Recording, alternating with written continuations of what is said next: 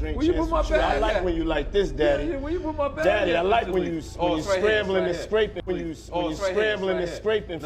No. Okay, yeah, I'm not gonna go with that one. Make a that wish. one. Just blow it out. It's your birthday every day. Every day's your birthday on Drink Champs, goddammit. Like, yo, certain things they let it go by because it's Puff. Like, they would look. Like, he would say stuff, and it's like, he wasn't like in the closet, he was like in the hallway. Now you see so much that you go, wait. No, this was visible, He was in the hallway. Where I look back on where I became. Did you miss me, though? For real, because I'm saying, it seems like a thing. I miss his partying birthday with party. Puff, man. Man, but I'm talking about for your birthday. Huh? Why won't you party with me for your birthday, man? We partied for my birthday before. You came to my party. You could tell that he was already... Nah, New York is dope. Because when Fab, he was like, yo, Fab, we ain't party. Fab was like, nah, we partying tonight. He's like, no, like, but he did party. Yeah. And I'm like, yo, they let that one go. Just when you thought this saga couldn't get any darker, DaBaby and Fabolous just lit the match. In a new wave of confessions, the two rappers dropped a shocking claim that Jay-Z wasn't just a bystander to Diddy's infamous freakoffs, he was helping organize them. According to sources close to both artists, DaBaby and Fabolous allegedly testified or privately confirmed that Hav played a much bigger role in the behind-the-scenes mechanics of these parties than anyone thought. These weren't just guest appearances. They were carefully curated events, and Jay-Z, they claim, had a hand in selecting who got in and who stayed out. And now fans are asking the inevitable. Is Jay-Z next? Because here's the thing. Diddy and Jay-Z have been inseparable in the public eye for years. Business moguls, collaborators, best friends. They were the face of hip-hop empire building. But the moment Diddy touched the courtroom floor, Jay vanished. No public support, no statements, just silence. Fabolous and Diddy have been connected in the industry for years, publicly as friends, collaborators, and regulars in the NYC hip-hop circuit. But behind the glitz and club photos, there's always been something a little off about their dynamic, especially in one now viral clip that fans haven't stopped analyzing. In this particular interview, Diddy and Fab are seen chatting casually until it gets weird. Fab looks visibly uncomfortable. He's nodding, awkwardly smiling, but not really vibing with the moment. Fans instantly picked up on it. Why is Diddy so pressed about Fab not coming to a party? Was it really just about showing love, or was it about keeping certain people close to the circle? People he could trust to stay silent. And here's where it gets deeper. Now that Fab is speaking up, dropping Jay-Z's name in the same breath as Diddy's freakoffs, that uncomfortable clip hits differently. If Fabolous was really there, at least once, and witnessed what those parties were about, then his decision to distance himself and now speak on what Jay-Z may have been involved in carries serious weight.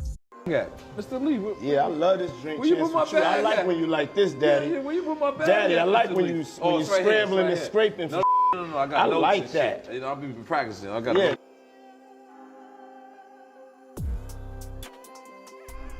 Yeah, Mr. Lee. Yeah, I love this drink Where you chance put my with you. I bag like at? when you like this, Daddy. Yeah, where you put my bag Daddy, at, I like Mr. when Lee? you It's right here, scrambling and it's right scraping. When you it's right here, scrambling it's and right scraping. No. Okay, yeah, I'm not gonna go with that one. Make a wish. That one. Just blow it out. It's your birthday every day. Every day's your birthday on Drink Champs, goddammit. I'm in. Where I look miss back on me? where I became. Did you miss me, though? For real, because I'm saying, it seems like a thing. I It's miss his partying birthday with party. Puff, man. Man, but I'm talking about for your birthday. Huh? Why won't you party with me for your birthday, man? We partied for my birthday before. You came to my party. No, but me and you ain't never really party, you know what I'm saying?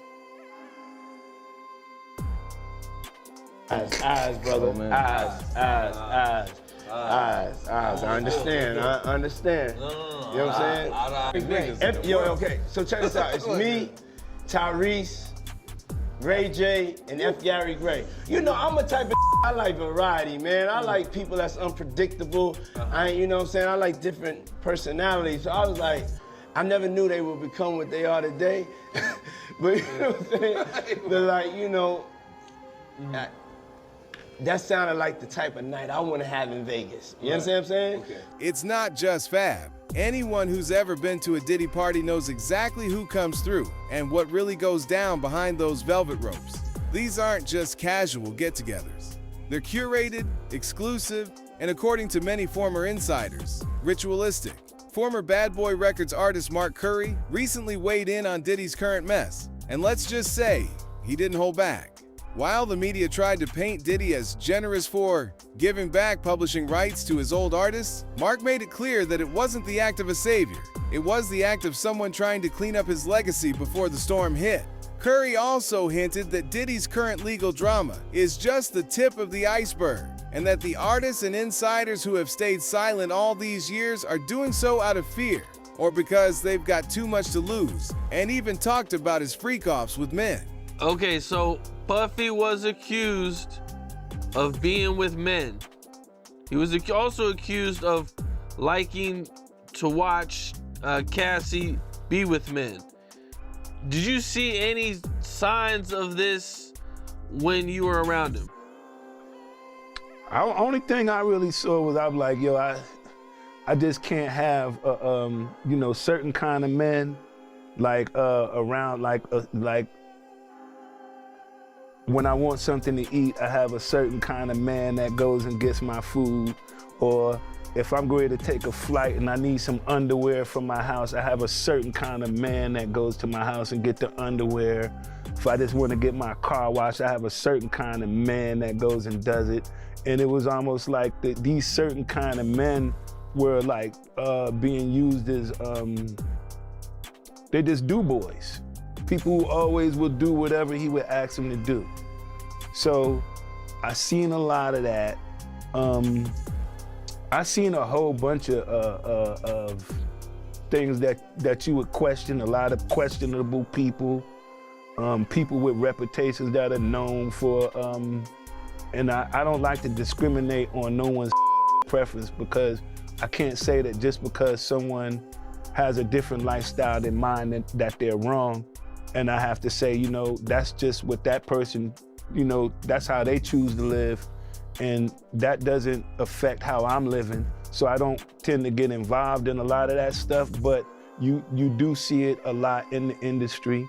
And you can start off with the fact that everyone likes to date the same female. It's like, okay, how do you feel having with my girlfriend and then still being my friend? Or did we not, it's almost like we both just had with her without being, you know, it's just a whole bunch of nastiness that goes on. I don't know nothing about it. I went into a few parties where I walked in and I saw some celebrities sitting on Clive Davis lap type stuff, you know, but when I looked and I was like, wow, I see what's going on. Maybe this ain't the room that I'm supposed to be in. And then I would leave. Like, it'd be clubs you go to, and on the top floor of this club, it'd be celebrities, Russell Simmons, all of those high-end celebrities, Maxwell, all of those people is up there. And when you go up there, that's like VIV, and nobody really is getting up there unless you're an artist or someone or you're with someone. And when I got up there, I saw a lot of that, but I also knew that I can go back downstairs and I'll just wait on y'all downstairs. This is not the room for me. Apart from having these freak-offs, Diddy also used to invite a lot of people. In a candid interview with Corey Holcomb, Cocaine opened up about a strange and deeply uncomfortable encounter he had with Diddy. According to Cocaine, he was once offered ecstasy by Diddy, who then took him on a ride through Miami's nightlife. The night ended at a club, but not just anywhere in the club, the third floor. That's when things got real strange. Cocaine claims that when he got up there, he was suddenly surrounded by nothing but men, kissing each other, touching each other, in what he described as an unapologetically freaky hot environment. It was clear to him that this wasn't just a random stop, and it was something Diddy intended to show him, whether it was a test, an initiation, or just a glimpse into the kind of lifestyle Puff was living behind closed doors. Cocaine knew immediately this was not his scene. Oh yeah, because Go-Mac wanted me to bring up all that, but you've worked with Puffy. You worked with Puffy, right? Yeah, I worked with him. He flew me out to, Miami. Yeah. And, when you got asked this at his party? Yeah, nah, listen to me, this is real. So when I went out there, Peas, it was cool. And I worked pretty quick. So he left for a little bit, then came back to the studio. I had the song done. Sometimes I feel like I'm lonely. He was like, oh, B, that's hard. Boo, boo, boo. I like, oh, because he loved Above the Law. He loved NWA, cocaine. So he took me out. He said, we're going out tonight, right? So I was like, oh, that's Puff Daddy. Man. Right, you went out with him. Yeah, so we ain't gonna judge yet. This story got an ending. Don't jump ahead. Go ahead, cocaine. So I hop in the whip with him, you know. You hopped in the whip with him? Yeah. All right. The brother pulled out no. Wait. Okay, go ahead, my bad. The brother pulled out these things, and it was these pills. There was an ashtray full of ecstasy. He said, you want one? I said, nah, man, I don't do that. I don't smoke weed. So we go to this club, popping club, and we go to the first floor. It's cool. It's popping. Everybody's, hey, get on, doing their thing, right? Doing their... But then we go to like second floor, and it's kind of different. But then we go to the third floor, the upper room. Not the third floor. The upper room. Okay. Look, I look to the right. Men's kiss this man. Man's kissing. I looked at that puppy like, where you got me at, homie? Nigga, where you got me at, homie? Right. He knew I was uncomfortable, so he dropped me off immediately. Okay. And that was that, and I left the next day. But that's respect. Yeah, that was. He still tried to see what's up, but yeah, he realized. Nah. So actually, Puffy a G. Yeah. He tried to even pull that with you in any way. Nah, I wasn't. Yeah, come on, man. Come on. He's like, he did not offer to take you shopping, though. Nah. I think the nigga did try to bait me in, though, but I'm like, come on, man. He was trying to see how you was moving, because all you got to do most of the time is just throw the alley-oop to most of these like Lil Rel. They be like, how doing? Yeah, because at that time, P, you know, it was cracking. I was on the last meal, Dr. Dre Chronic 2001. So he was, you know, besides the Above the Law, he was like, man, you cool. And this was what year was that? Wait a minute, this was in 2000. Yeah. That was like, that was my Puffy story. But that Puffy story deep, because let me tell you something, I done heard a lot of them just like that. Yeah. They try to throw alley-oops. Yeah. First of all, I'm too scared to get in the car with any I don't know. Yeah. I was at my motherfucking uncle's funeral. I was like, hey, I ain't getting in the car with y'all. Follow you. I'll follow you. I be too scared to get in cars with guys, but especially strangers. It was an experience, you know, to do music, but then it was uncomfortable. Then came the explosive bombshell that no one saw coming. DaBaby, known for speaking without filters, casually dropped a truth grenade during his interview with Shannon Sharpe. While talking about the industry and navigating fame, he revealed something shocking but easily missed. I met Jay-Z and Beyonce at one of Diddy's parties. Wait, hold up. Jay and Bay, two of the most private, controlled, and carefully branded celebrities, were at one of Diddy's infamous parties? The same parties now being tied to freakoffs, secret footage, and deeply disturbing allegations. That one line from DaBaby cracked the whole story wide open. People started putting pieces together. If Jay and Bay were there, what really went down? Meanwhile, 50 Cent, who's never been one to hold his tongue, is sitting back and watching the chaos unfold like it's premium entertainment. But one thing that's got him really laughing, Jay-Z suddenly acting like he doesn't even know Diddy. Yup. According to 50, Jay's been moving real quiet, distancing himself from Diddy so hard, it's almost like they were never friends. In one of his recent shady posts, 50 even joked about how Jay has been ghosting like Diddy. Who? And the internet ate it up. Look, when Jay signed his contract, the big one was with Beyonce. When he signed that contract, the marriage contract, he got trophies. Now those fucking trophies, trophies came rolling in, buddy. He started getting Grammys left and right, man. I mean, look, if you look at his career, You're gonna let him say that? Jay was getting Grammys. He had one. Exactly. He had one. And he ain't show up. He has like 20 now. Hold on. He had like 18 since he been down. Look, he had one, bro. Hard Knock Life. You're not wrong. He was one. At the same time. mad. He got them shits. He's like drinking. His pictures with him like he thinks the cup. Wait a minute. So you're saying the success is derived from the marriage? I've absolutely been treated differently. The accolades. Because he's no marriage. longer viewed as what, like a street or gangster rapper. Now he's viewed as a businessman, entrepreneur, family man. And the biggest ones because of the position Beyonce's. Oh, wow. Right? You were connected to the biggest. Jay got it for the music. Jay got it for the music. You didn't see. He deserved those. I'm sitting there, it's like this, like Black excellence. They're sitting there like, yeah. It's the billionaire brunch. You're like, I hate you, man. unaware of anything going on here. This is the one time I'm gonna be with you this year. Yeah. Come on, bro. That's crazy. That's crazy. He's just looking at his watch during the whole Rock Nation, bro. Like, is it 3:30? Yeah, it's almost time to get out of here. Yo, I feel like I'm normal again. Get me out of here. Oh wow, so that's the deal he signed, huh? Yeah, that's the deal. Like, the other ones didn't count as much as that one did. Oh, yeah, before I forget this, we talked about Jay. Proximity to Diddy. You don't think he knew anything? He's seemingly around Diddy a lot. No, that was a real suburb question.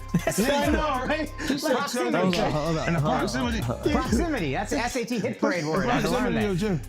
Do you think he knew all of the that was going on? Yeah, that was like a. I don't want to incriminate myself. I know, but the way he said it. Like I said, No matter how you answer that, you snitching. That was a nice kind of question. If you really believe this happened, then press criminal charges. He said pull up. But I don't think that was. Tell me. Okay, look. Because of the statute of limitation, there is. There is no criminal. So it's a. So making a it's statement pump is fake. to make people feel like. but apparently if she's under 18, didn't you say it still could be criminal? He knows he's fed. He used to be a cop. So you turned him into a cop. He used to sell drugs and then he became a police officer. Did you know that? How to rob. Glorified security. But you know what he would do? When they would arrest G-Unit guys, he would be like, yes. And he was in the court guilty. Every time. I was actually the cool one. I'll give you the extra fucking cheese sandwiches and shit like that. I'll be looking out. Take care of the family. Hey, you know, I don't know, man. I think, what's the name? I get confused too. When you look at this shit, it's a lot. It's a lot of confusing information, right? But I think when you do point out that, why didn't you file criminal case? Because you can't. You can't. It's over 20 years old. This was 2000, bro. No, but I think if it's a minor, when they're saying this is happening, I'm not even 50 Cent yet. Yeah. Oh, wow. You see what I'm saying? Like, this is that dates that far back. Yeah. So it's like, it didn't even take place at that point. So I'm like, After months of acting like he didn't even know Diddy, Jay-Z suddenly found himself in the last place you'd expect, named in a lawsuit right alongside him. It was filed in late 2024, claiming both Diddy and Jay-Z a 13-year-old girl at a post-VMAs after party in NYC way back in 2000. Allegedly, the victim was forced and brought into a room where unspeakable things went down. Jay-Z, according to the complaint, played a direct role. The allegations hit like a truck, not just for Diddy, but for Hob, whose name has rarely ever been linked to scandals of this scale. Now, Jay-Z immediately fired back, saying the lawsuit was a complete extortion attempt and went so far as to countersue the accuser's lawyer for defamation. And within weeks, the lawsuit was voluntarily dropped with prejudice, meaning it can't be refiled again. Case closed legally, sure, but publicly, it raised way more questions than it answered. And 50 Cent, of course, didn't miss a beat. Speaking of, in particular, Netflix docuseries that you've been working on, Diddy Do It. Right. You've been saying for years that you feel you knew Diddy's character. Right. Yet you said you weren't a part of that lifestyle, you weren't going to the parties. So what makes you so absolutely sure that these kinds of allegations that we've seen against him are true? well, I'm surprised by the allegations, as surprised as everyone else is. Like, I didn't make the allegations. I didn't tell people to say these things. It comes out, I see it in the news like everyone else. But I did feel uncomfortable with the way you would present the idea of going to these projects. To come party with me. Yeah. And then that swayed me away from it, just that alone. So you didn't realize the... As much stuff was coming, like when I seen today, it was allegations of 3 men that said he drugged them, and it's a long time, to be honest with you. Like when people don't remember being violated for 20 years, it makes me feel a little hard. What are your thoughts on the allegations against Jay-Z? That was interesting. When I was saying things, not knowing exactly what I was saying, but I was going, where's Jay at? He's mad quiet. Like while the Puffy thing was going on. But it's obvious now that his team was being made aware that he was in those allegations also. You know, so I hope it works out, because with his family, the things that go on internally is those accusations are crazy. Enter Gene Deal, Diddy's former bodyguard and the man who's been spilling the truth when nobody else dared to. Gene didn't hesitate to talk about what Jay and Diddy's friendship really looked like behind the scenes. According to him, these two were way tighter than the public ever knew. We're talking late night parties, private trips, whispered convos, even matching girlfriends at one point. Yeah, Gene said they were that close. And here's the kicker. Gene also revealed that nobody could call Jay Sean, except for Diddy. That level of familiarity, that's not just surface level industry friendship. That's bond forged in secrets type stuff. So now fans are wondering, was Jay really distancing himself all this time? Or just trying to protect what he might have been involved in? From your point of view, because I know you heard the statement that, Jay lawyer came out with about how he wasn't really friends with Diddy. From your point of view, was they really friends or no? How close was Diddy and Jay-Z? They was close enough that they wasn't playing basketball, they wasn't playing baseball, they wasn't playing football, and they wasn't playing hockey or soccer for Diddy to come on stage, pat him on his ass, and then make the statement to people in the world that can't nobody call me Sean but Jay-Z. Now, I don't know what kind of statement, and I can't say, I wish I could say half a homo, but I know I can't say it, but I don't know what kind of half a homo that is. And you trying to say that you're not close to somebody.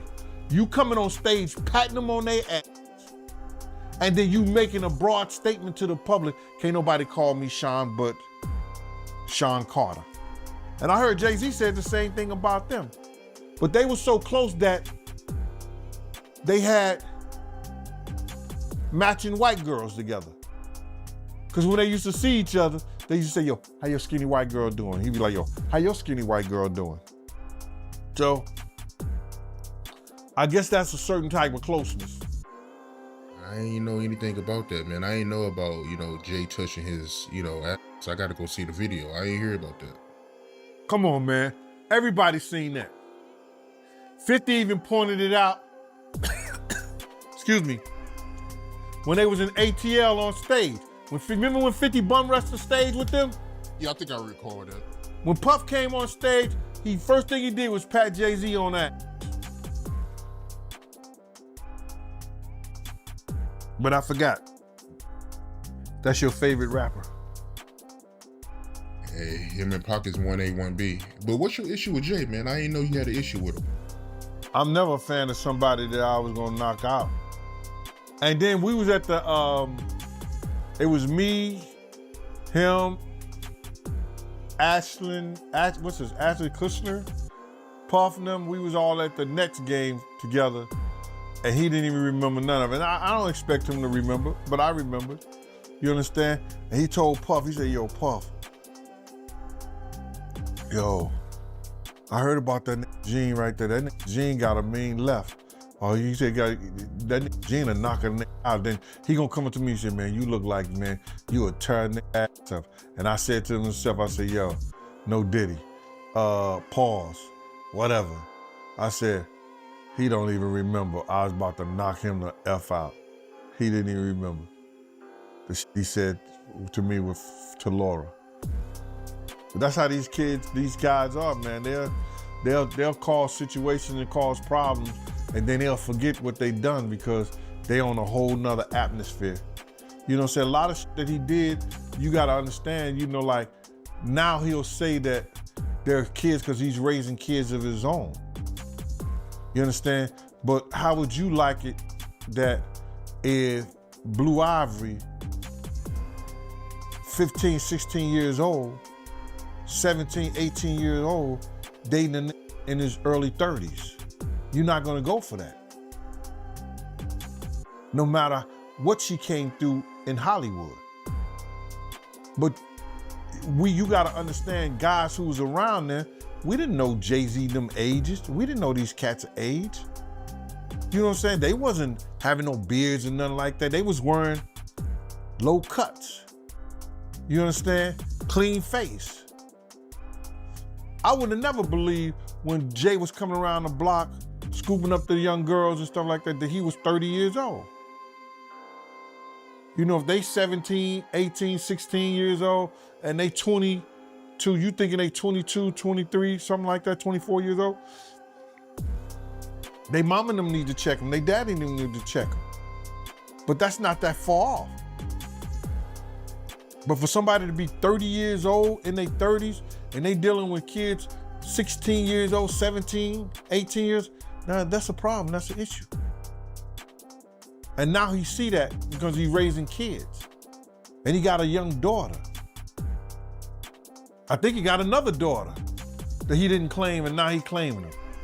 While the world keeps pointing fingers at Diddy, Jaguar Wright just flipped the script, and it's chilling. According to Jag, if there's one person we really need to be worried about, it's Jay-Z. Jaguar Wright, who's never been afraid to call out the dark corners of the music industry, made it clear she's seen Jay-Z up close. She's worked around him, been in his circles, and even signed an NDA that tied her hands for years. But now, she says enough is enough. Jag claims that Jay is a master manipulator, a man who has managed to keep his image squeaky clean while keeping his darkest secrets under lock and key. And what she's hinting at isn't small. We're talking about mysteries, cover-ups, and stories that go way beyond Diddy's freak-offs. One name she brought up that shook the internet, Kathy White, the woman who allegedly had ties to Jay-Z and was reportedly working on exposing some serious truths before her sudden and mysterious death. Some say Kathy was silenced before she could drop everything she knew. But what is it that she knew? Jay-Z is setting Diddy up. Why is everyone having such a hard time? He ain't doing shit different.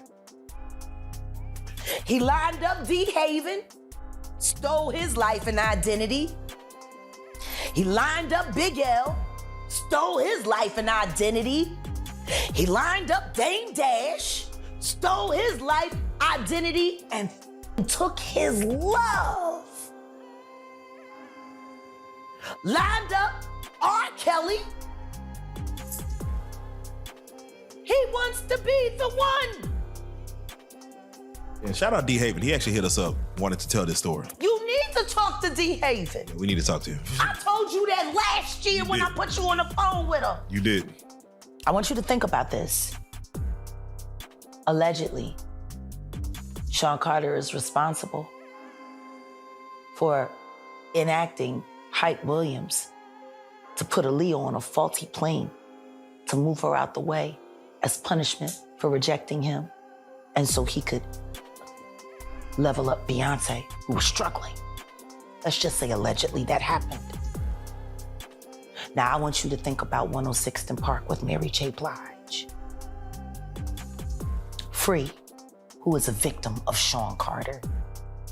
Yeah. Mary J. Blige, who is a victim of Sean Combs, are sitting there talking about the death of Aaliyah amongst each other. Think about that. You got a Diddy victim, you got a Jay-Z victim, and you got a superstar gone. They know what happened. And yet, they had to sit there and have that conversation like they didn't know who did it. Think of the power of that moment. Think about Claudia Jordan right now. Claudia Jordan don't ever mention my mother name. She mentioned it yesterday. Talking about why people are afraid to come forward. You mean like you? You was Diddy girl. Corey was Jay-Z girl. Why don't you claim your friend? Claudia.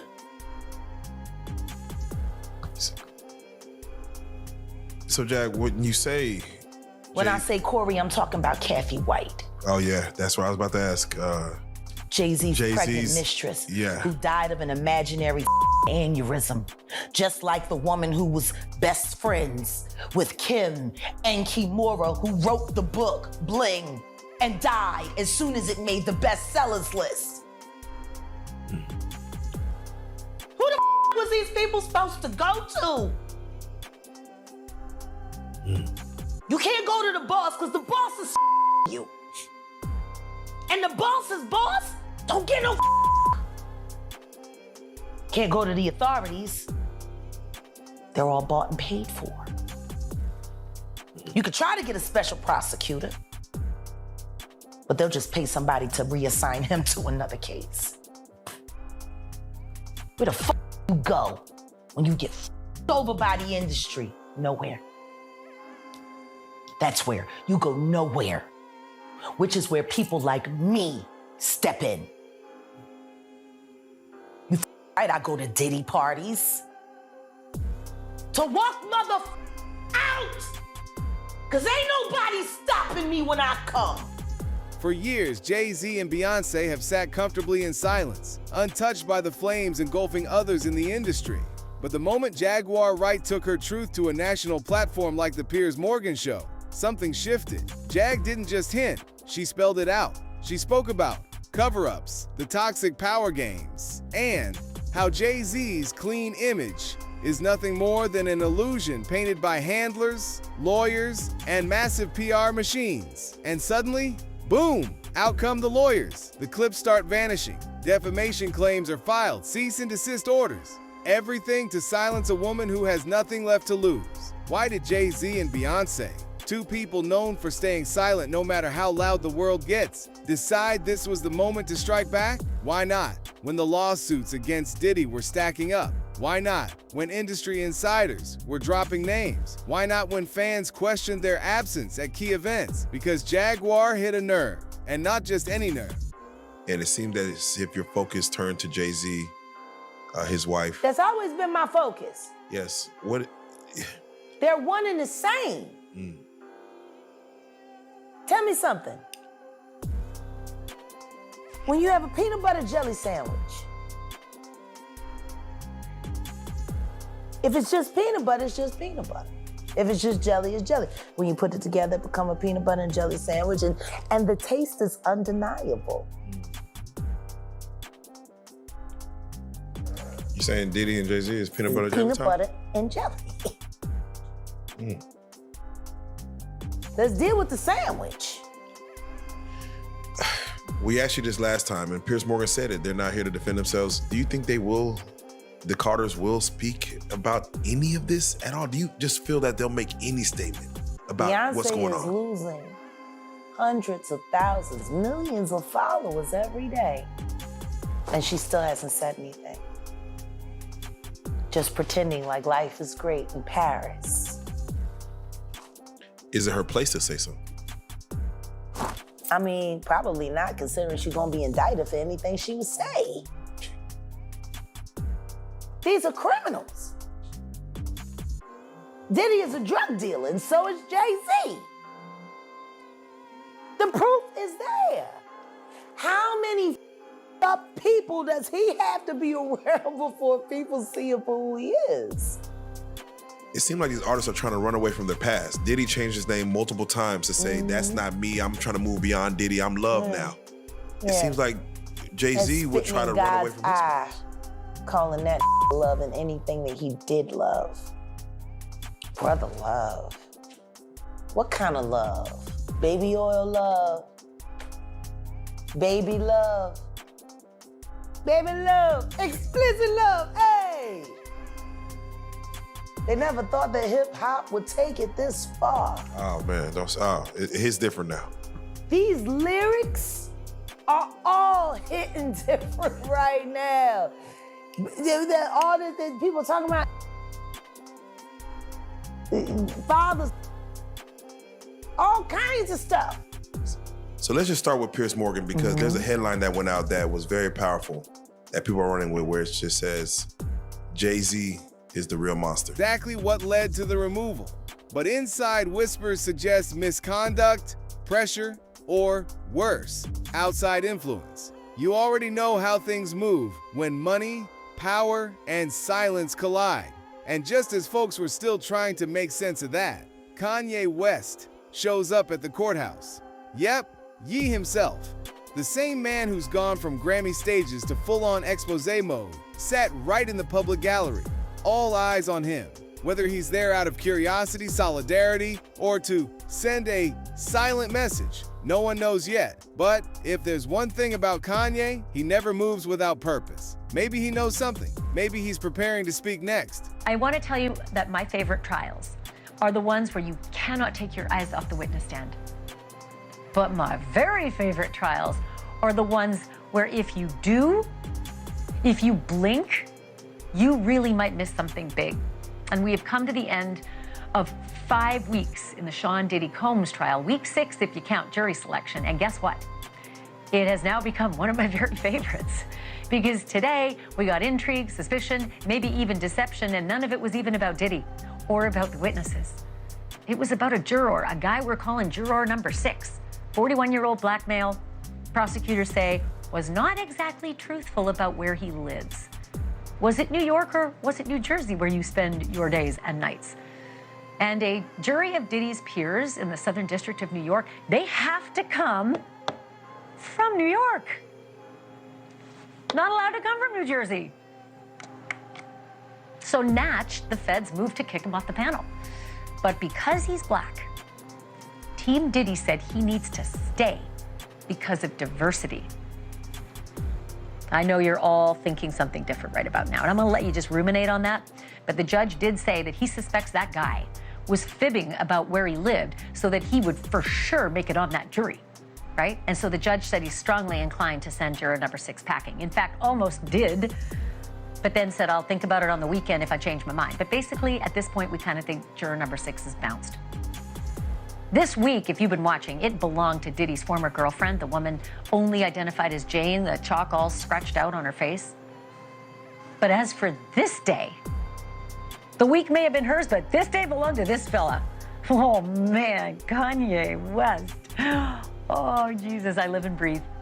He showed up at the courthouse today in a Maybach, I might add. That's a couple $100,000 right there, that whip.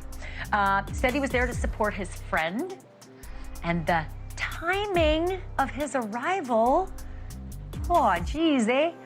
While Jane has been mostly testifying about drug-fueled freakoffs with Diddy and an array of male, she unknowingly broke the internet yesterday by revealing that she was in a freakoff in Vegas with an iconic rapper and his girlfriend.